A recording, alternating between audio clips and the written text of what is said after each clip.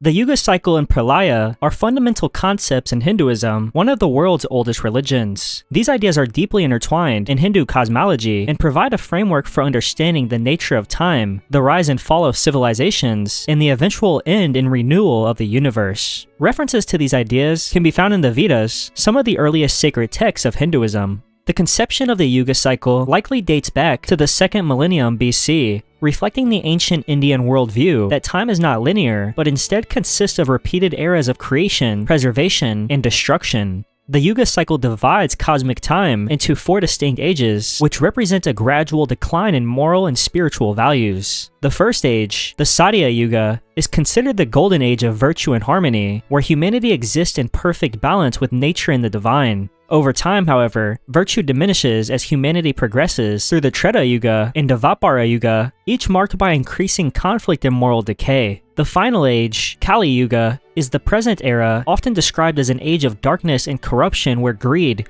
materialism, and moral depravity dominate. This decline in righteousness sets the stage for the ultimate end of the cycle. Pralaya is the term used to describe the apocalypse that occurs at the end of the Yuga cycle, and it is not simply a moment of destruction, but a profound transformation, marking the end of one cosmic cycle and paving the way for the next. Hindu cosmology describes different types of pralaya, ranging from smaller, periodic endings to the great end, when the entire universe collapses and merges back into the ancient source, known as Brahman. When the apocalypse unfolds at the conclusion of Kali Yuga, the world is said to become engulfed by chaos and unrighteousness. As greed, violence, and ignorance reach their peak, natural disasters intensify, signaling the end of the age. During this time, the god Vishnu incarnates as Kalki, the 10th and final avatar, to restore cosmic balance. Riding a white horse and wielding a blazing sword, Kalki destroys the forces of evil and purges the world of its corruption. His arrival symbolizes the end of the Kali Yuga and prepares the cosmos for a new cycle of creation.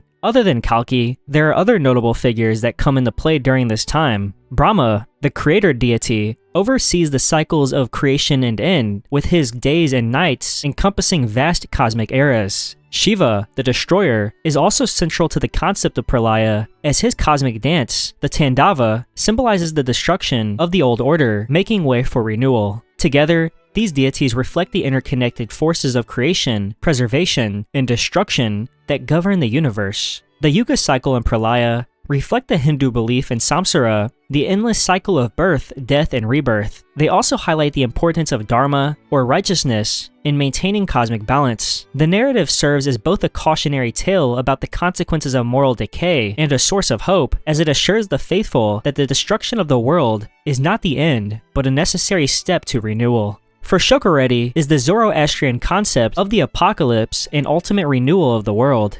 Zoroastrianism, one of the world's oldest religions, was founded by the prophet Zoroaster in ancient Persia, likely around the 2nd millennium BC. This religion is characterized by its dualistic worldview, which sees the cosmic struggle between good and evil. The idea of Frashokareddy reflects the eventual triumph of good over evil, culminating in the purification and perfection of the world. The term Frashokareddy means making wonderful or refreshment, and refers to the final renovation of the universe. It envisions a future in which the forces of good, led by Ahura Mazda, the supreme deity of wisdom and light, completely overcome the forces of evil, embodied by Angra Mainyu, the destructive spirit. This concept embodies both an end and a beginning, as it is the end of the current age of imperfection and the beginning of an eternal era of harmony and divine order. Zoroastrian texts, such as the Avesta and later Pahlavi writings, describe the events of Frashokareddy in vivid detail. The apocalypse unfolds as the cosmic struggle reaches its climax, and evil, which has infiltrated the material world since its creation, will be confronted and vanquished by the forces of good.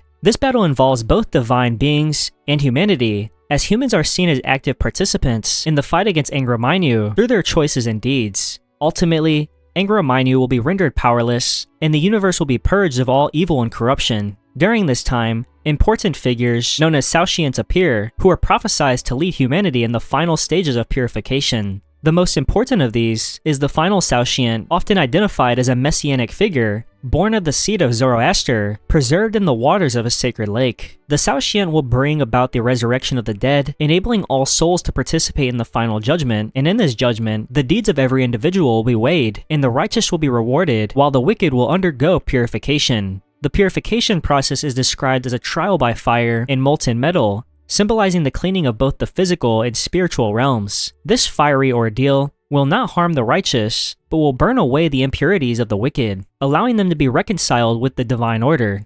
Following this purification, the entire cosmos will be renewed, and death and decay will be eradicated, with humanity achieving immortality. The world will become a paradise, free of suffering, where all beings live in perfect harmony with Ahura Mazda's divine will. Zoroastrianism teaches that through good thoughts, good words, and good deeds, individuals contribute to the ultimate victory of good over evil. Despite acknowledging the pervasive presence of evil and suffering in the world, it asserts that these forces are temporary and ultimately powerless against the divine light of Ahura Mazda. This narrative provides hope and purpose, encouraging adherents to work towards the betterment of the world as part of a cosmic mission. In addition to this apocalypse's theological significance, for Shokureti has influenced other religious traditions. Elements of the Zoroastrian apocalypse, such as the final judgment, resurrection of the dead, and the ultimate triumph of good, are echoed in later religions, including Judaism, Christianity, and Islam. As a vision of the end of time, for Shokureti is both a culmination of Zoroastrian cosmology and a testament to the power of hope and renewal in human thoughts. The fifth sun apocalypse is a concept rooted in Aztec mythology, which forms part of the larger religious framework of the Aztec civilization.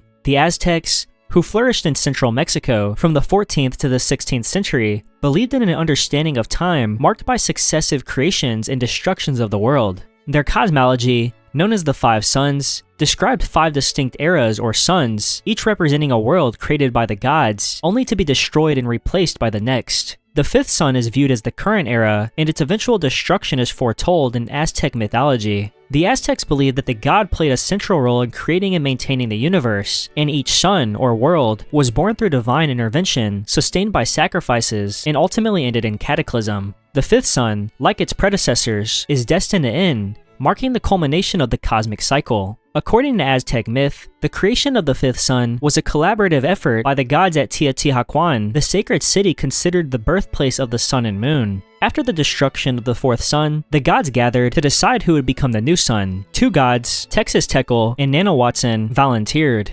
Nanahuatzin, a humble and self-sacrificing deity, leaped into a fire and became the sun, while Texas-Tekel hesitated. The gods then sacrificed themselves to provide the energy needed to set the sun and the universe in motion. This act of self-sacrifice established the cosmic balance and reinforced the Aztec belief in the necessity of human and divine sacrifices to sustain the world. The Aztecs believed that the fifth sun, like the previous 4, would end in destruction. Each of the previous suns had been associated with a specific element and perished in a corresponding cataclysm. The first sun ended in jaguars, the second in wind, the third in fire, and the fourth in floods. The fifth sun is associated with the element of movement and is prophesied to end in a series of massive earthquakes. This belief imbued the Aztec worldview with a sense of urgency and a deep awareness of humanity's dependence on the gods to maintain cosmic order. The fifth sun apocalypse also carried a moral dimension, as the Aztecs viewed the continuation of the world as contingent on human effort and devotion. Ritual sacrifices, including human sacrifices, were a central part of Aztec religion and were believed to nourish the gods, particularly the sun god,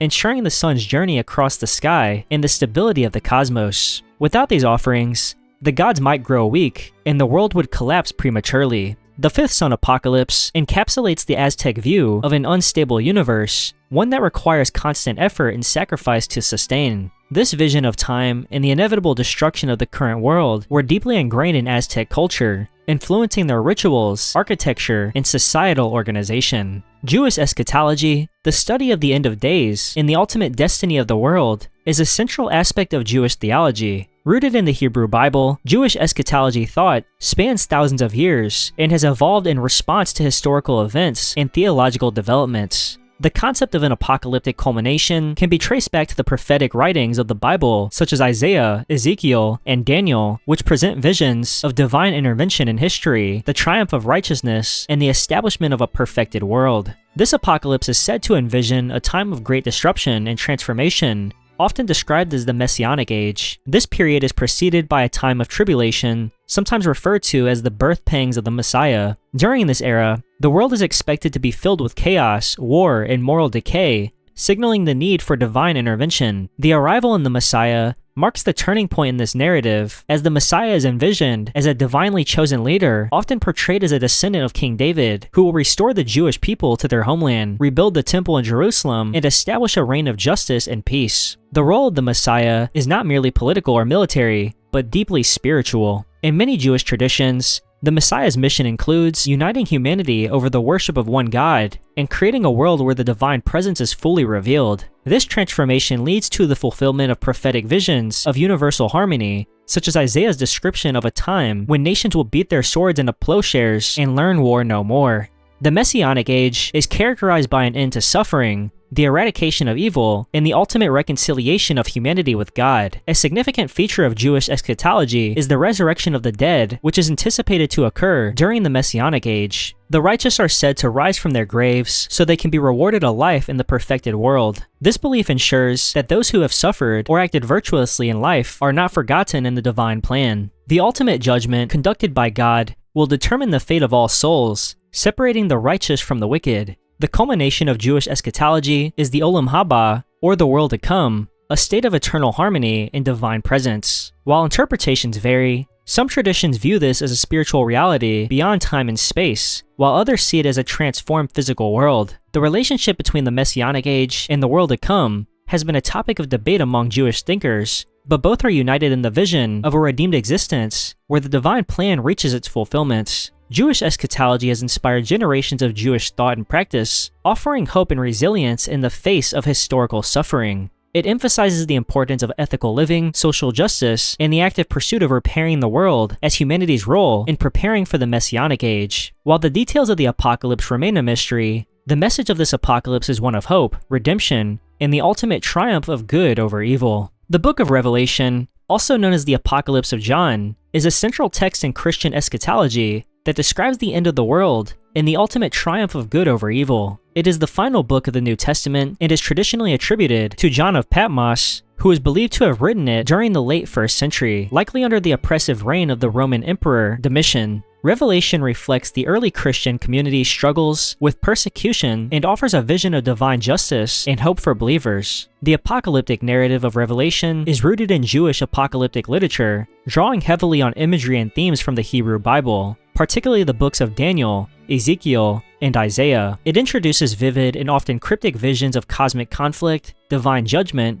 and the establishment of a new heaven and a new earth. The book opens with John's vision of Christ, who reveals messages for 7 churches in Asia Minor, urging them to remain faithful despite trials and tribulations. From there, the narrative unfolds in a series of escalating judgments and events that culminate in the final defeat of evil and the restoration of divine order. An important element to Revelation is the breaking of 7 seals, each unleashing a new calamity upon the earth. These include conquest, war, famine, and death, symbolized by the 4 horsemen of the apocalypse. The breaking of the 7th seal introduces 7 trumpets, each bringing in further disasters, such as plagues, earthquakes, and cosmic disturbances. These judgments serve as warnings and demonstrate God's sovereignty over creation while emphasizing the need for repentance and faith. A critical turning point in Revelation is the emergence of 2 great adversaries, the beast and the false prophet. The beast, often associated with oppressive political powers, and the false prophet, representing deceptive religious authority, unite to lead humanity astray and oppose God's will.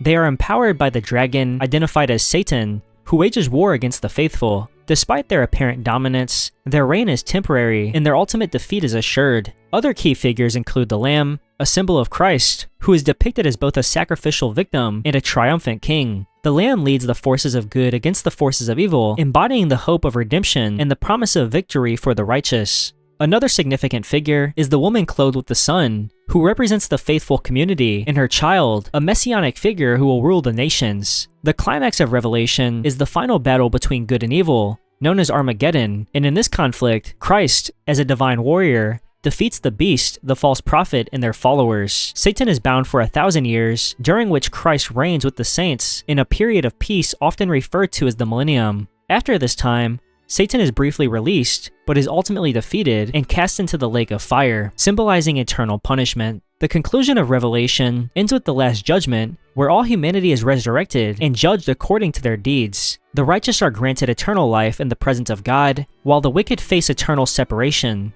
The book ends with a vision of a new heaven and a new earth, where God resides with humanity in a restored creation. The New Jerusalem, a radiant city descending from heaven, symbolizes this perfect union of God and his people, where there is no more suffering, death, or sin. Qiyamah, often referred to as the Day of Judgment or the Day of Resurrection, is the Islamic concept of the apocalypse and the final reckoning of all souls. Rooted in the teachings of Islam, Qiyamah is central to Muslim eschatology, and it is extensively detailed in the Quran. This idea of a cataclysmic end and divine judgment is believed to have been revealed to Muhammad in the 7th century, forming an essential part of Islamic theology that emphasizes accountability, justice, and the eternal consequences of human actions. The Quran describes Qiyamah as an inevitable and transformative event, marking the end of the world and the beginning of a new divine order. It is a day of unparalleled significance, brought in by sins and cosmic disturbances that will disrupt the natural order. These signs are divided into minor and major categories, with the minor ones unfolding over time as moral and spiritual decay increases among humanity.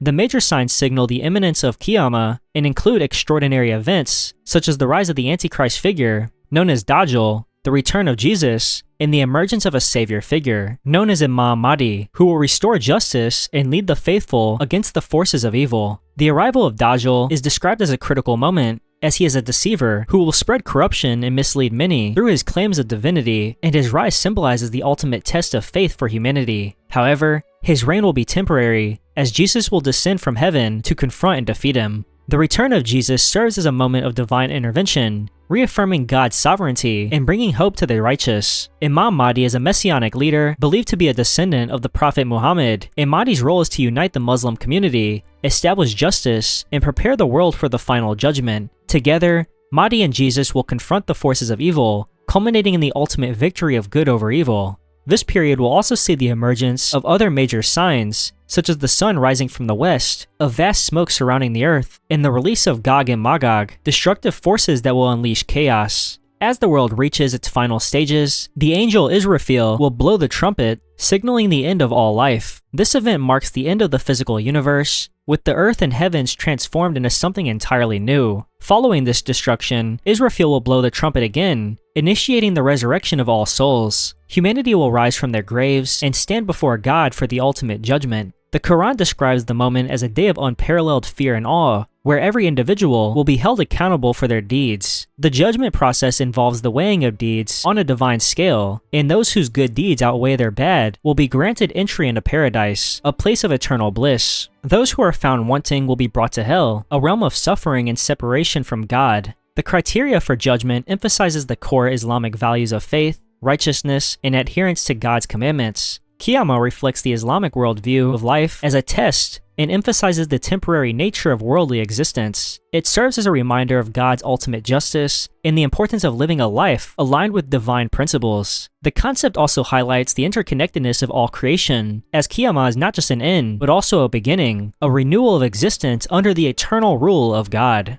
Ragnarok, the cataclysmic end of the world in Norse mythology, represents both destruction and renewal. Rooted in the ancient myths of the Norse peoples who lived in Scandinavia and surrounding regions, the concept of Ragnarok is detailed primarily in the Poetic Edda and the Prose Edda, written down in the 13th century by Icelandic scholar Snorri Sturluson. These texts preserve oral traditions that likely date back centuries earlier, reflecting the worldview and beliefs of the pre-Christian Norse. Ragnarok is not merely an end, as it is a recurring event in which the old world is consumed, and a new world rises from its ashes. The events of Ragnarok are set in motion by a series of signs signaling the collapse of cosmic order. These include the Fimbulwinter, a prolonged and devastatingly harsh winter that plunges the world into chaos. Moral and social decay follow, as familial bonds are broken and widespread conflict erupts. The earth is further destabilized when the great wolf Fenrir breaks free from his chains, the Midgard serpent Jormungandr rises from the seas, and Loki escapes his bonds to lead the enemies of the gods in a final apocalyptic battle.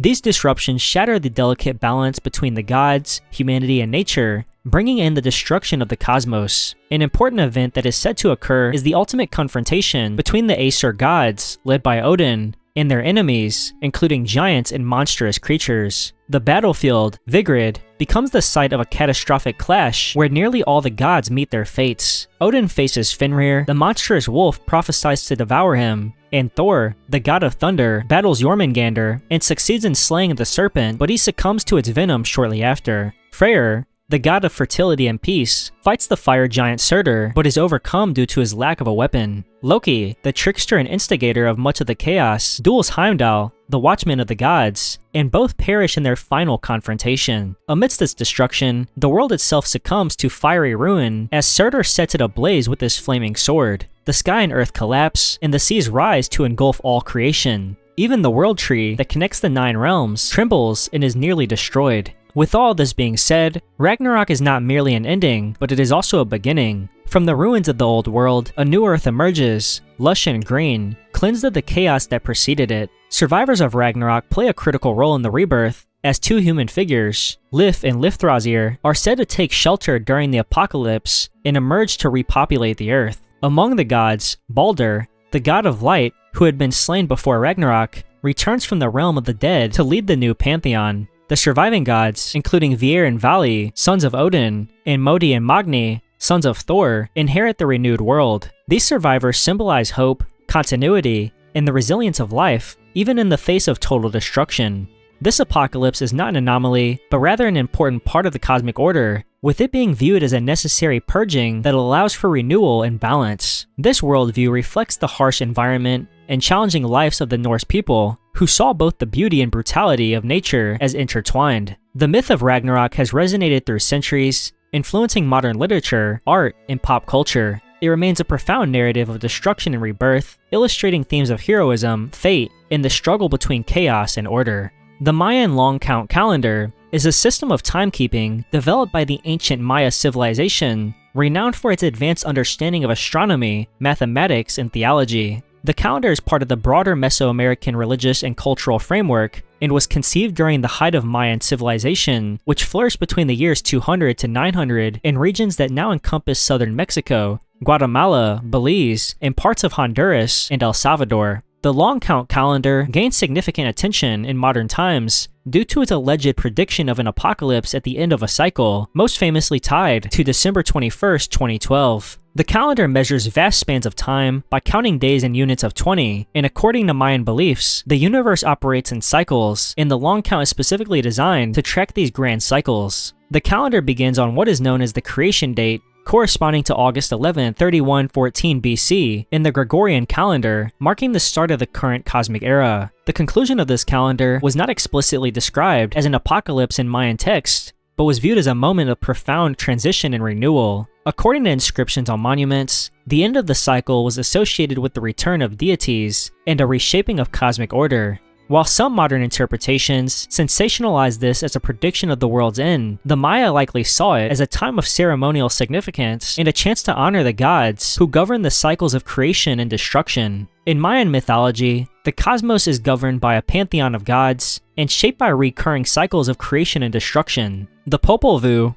a key Mayan mythological text, recounts the creation of the world and humanity through multiple failed attempts by the gods. The current era is the fourth world, formed after previous iterations were destroyed due to the shortcomings of earlier human creations. The modern fascination with the Mayan long count calendar's supposed prediction of an apocalypse stems from misunderstandings of Mayan culture. The specific date, December 21st, 2012, marked the completion of the calendar and led to widespread speculation about catastrophic events. The significance of the long count calendar lies not in apocalyptic fear, but in its reflection of the Maya's sophisticated understanding of time and their deep spiritual connection to the cosmos. It encapsulates a worldview that sees time as an infinite, repeating cycle, governed by divine forces and intertwined with human existence. The 2012 phenomenon brought renewed interest in Mayan culture and cosmology, though it often overshadowed the more nuanced and profound meanings embedded in their beliefs. In truth, the long count calendar represents continuity, balance, and the cycles of creation and transformation, offering insights into the Maya's legacy rather than a simple prediction of doom. Thank you very much for watching this video, and if you learned something, make sure to leave a like. Comment down below your thoughts on any of the apocalypses I discussed in this video, and subscribe if you would like to see more videos like this one. Thank you again, and goodbye.